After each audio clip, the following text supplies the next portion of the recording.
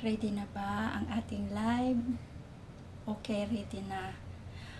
Magandang gabi, kabayan. Saan man kayo naroon, saan man kayo sulok ng mundo. Greetings to all. Ako po ay isang ordinaryong mamamayan at may gusto lang akong sabihin at sana hindi kayo magalit sa akin. Ano man yung sasabihin ko, dahil ito ay opinion ko lamang. Gumawa ako ng vlog ko kasi ayon sa aking nalalaman na naririnig sa mga vloggers, yung mga nangyayari sa ating bayan na hindi na maganda, tulad ng pagbalik ng mga droga sa lansangan. Di ba marami na namang nababalita ang mga ganon. Tapos yung korupsyon sa gobyerno na hindi matapos-tapos. Alam ko naman na hindi perpekto ang isang gobyerno, di ba? Lahat naman may mga magnanakaw, pero sa ngayon parang lantaran yung pagnanakaw nila, di ba? At saka parang wala silang pakialam sa kanilang mamamayan, di ba? At yung nababalitaan na sila nagpapa-concert sa Malacanang, tapos yung nagpapaputok, di ba? Di ba dati wala namang ganon, ngayon lang nagkaroon, di ba? Di ba?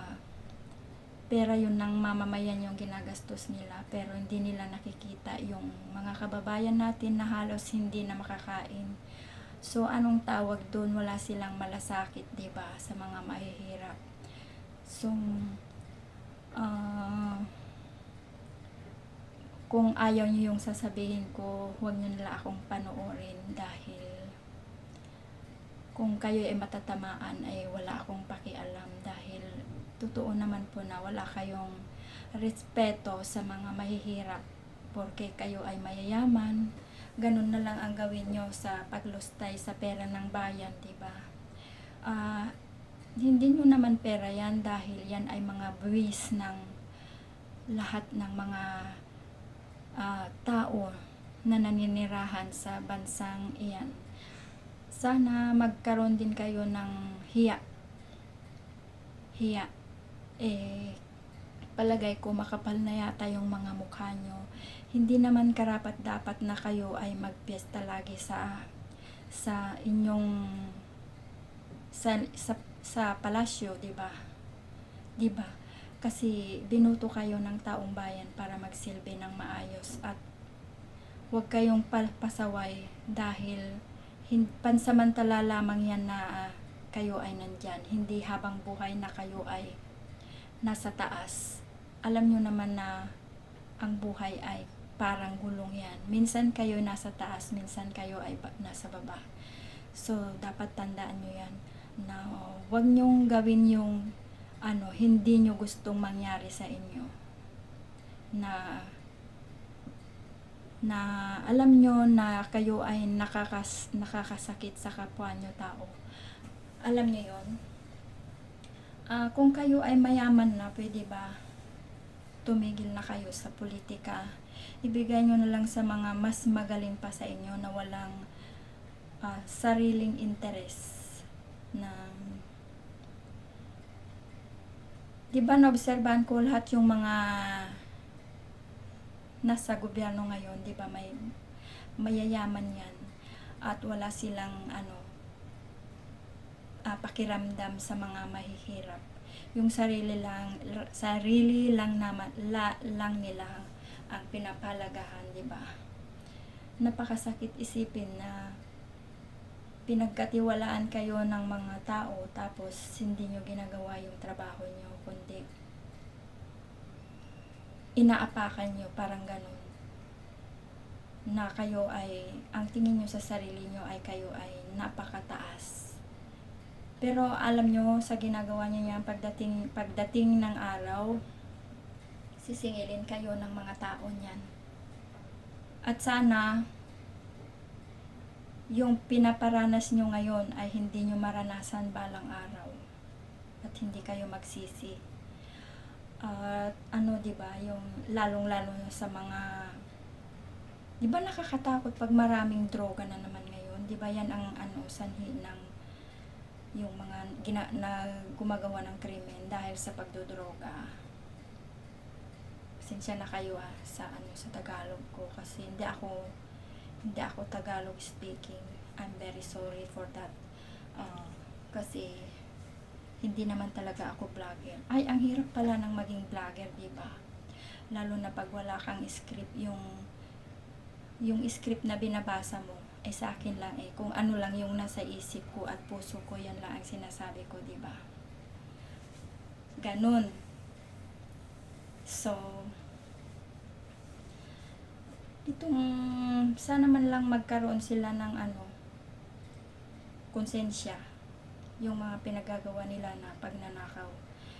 Yung ninanakaw nila yung pera ng mamamayan na sana gawing proyekto ito para pakinabangan ng marami pero hindi. Binubulsa ng mga politiko. Yung mga gahaman na politiko na meron na nga sila pero hindi sila makontento kung ano yung meron sila. Gusto pa nila yung magpayaman na wala silang pakialam sa nararanasan ng ibang tao, di ba? Wala silang konsensya, wala silang malasakit.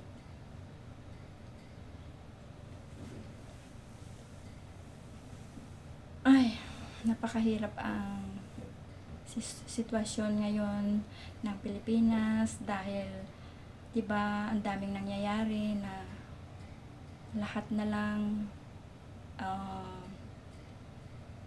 kinukulong, mayat maya nababalitaan mo nagpapanalo ng loto na hindi naman sana dapat may manalo dahil yan sana ay pera ng mamamayan at gawing proyekto para pakinabangan ng lahat pero hindi naman, di ba? So napaka-unfair talaga ng gobyerno natin ngayon. Gusto kong mabalik yung dati, di ba, nung panahon ni President Duterte, di ba?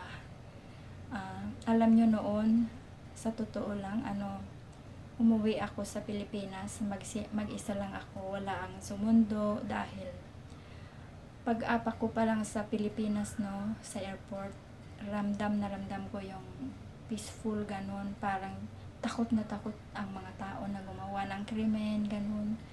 Alam nyo ba na natulog ako mag-isa sa isang gabing-gabi yun mga alauna yun siguro ng madaling araw. Galing ako ng probinsya, lumuwas ako mag-isa, syempre maaga pa naman yung flight ko pabalik dito sa bansang ito. Natulog ako sa isang motel, diba? Wala akong takot na naramdaman kasi alam ko noon na takot ang mga taong gumawa ng krimen dahil nawala yung droga, may laging nagpapatrol na pulis, tapos yung mga pulis, alam mo na yung bang na pag may tiwala ka sa kanila. Pero ngayon sa nababalitaan ko ngayon, parang ayaw ko nang umuwi sa Pilipinas na ganyan ang nababalitaan mo na yung mga pulis involved sa krimen, ganon, yung hindi mo alam kung sila ay tagapagpatupad ng batas talaga o protector, baka pa yan, mga mamamatay tao, di ba? Parang wala na ako talagang tiwala sa mga pulis ngayon dahil sa nangyayari sa Davao na gano'n. Hindi mo alam kung anong mga klaseng pulis mga yun. Parang talagang yung isip ko, parang yung mga pulis, mga kriminal ba, nawala na ako ng gana, yung gano'n. So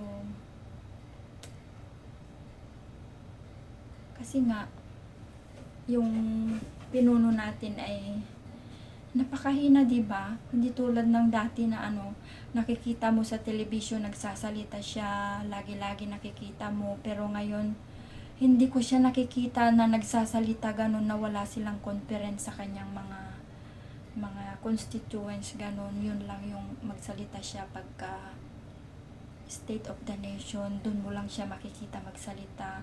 Hindi tulad dati ni President Duterte na halos araw-araw makikita mo yan magsasalita siya sa television, di ba? Yun ang namimiss ko talaga, na sana gusto ko maibalik yung dating kapanatagan ng loob mo mag-travel saan man sulok ng Pilipinas, kahit 10 oras, yung feel mo safe na safe ka, ganun. Pero ngayon, takot. Yung takot ba ang nararamdaman ko ngayon, kasi sa dami-dami kong nababalitaan na krimen, tapos pumalik ang droga sa lansangan. Yun, 'di ba, ang droga yung yung ito yung droga kasi yung umpisa ng pagkabalisa ng mga tao, yung pagka-drug addict na wala nang maisip na maganda kundi magnakaw o pumatay ng kapwa, ganun, 'di ba? Nakakatakot. So siguro pagka napalitan siguro ang administrasyon, yun lang siguro ako. Tingnan natin kung may balik pa yung loob ko sa mga kapulisan, ganun, 'di ba? Dahil hindi mo alam yan kung tunay na magsilbi sa'yo o baka yun pa ang gagawa ng masama sa'yo, di ba? Yung mga tagapagpatupad ng batas, hindi mo na mapagkakatiwalaan. Saklap kasi di ba ngayon yung mga pulis, di ba, di ba nakikita nyo naman yung mga pulis na parang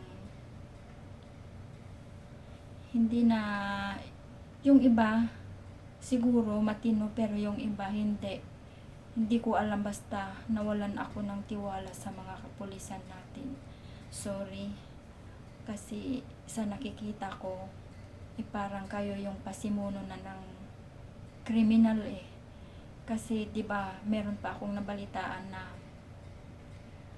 yung para bang yung magjowang Israeli at saka yung beauty queen ng Pilipinas na pinaslang sa Tarlac ba yun, yung hinukay, sabi nila pulis daw ang pumatay nun o di ba karumal-dumal. Kaya sa lahat ng yun siguro napag-isip-isip ko na parang yung imahe nila, yung mga kapulisan, di naman lahat parang ang sama-sama nila, di ba? Hindi mo na sila mapagkakatiwalaan. I'm sorry, pero yun ang nararamdaman ko. So, comment down below kung ganun din ang nararamdaman ninyo. Sorry for my words, kasi yun lang ang aking opinion at nararamdaman ngayon. Sana naman magtino kayo, gawin nyo yung tama. Huwag nyong pahirapan ang mamamayan, yung mga namumuno dyan. Yung kayo na yung mapera at kayo pa'y nanglalamang sa aming mga mahihirap. Sana magkaroon kayo ng konsensya. Sana yung balita na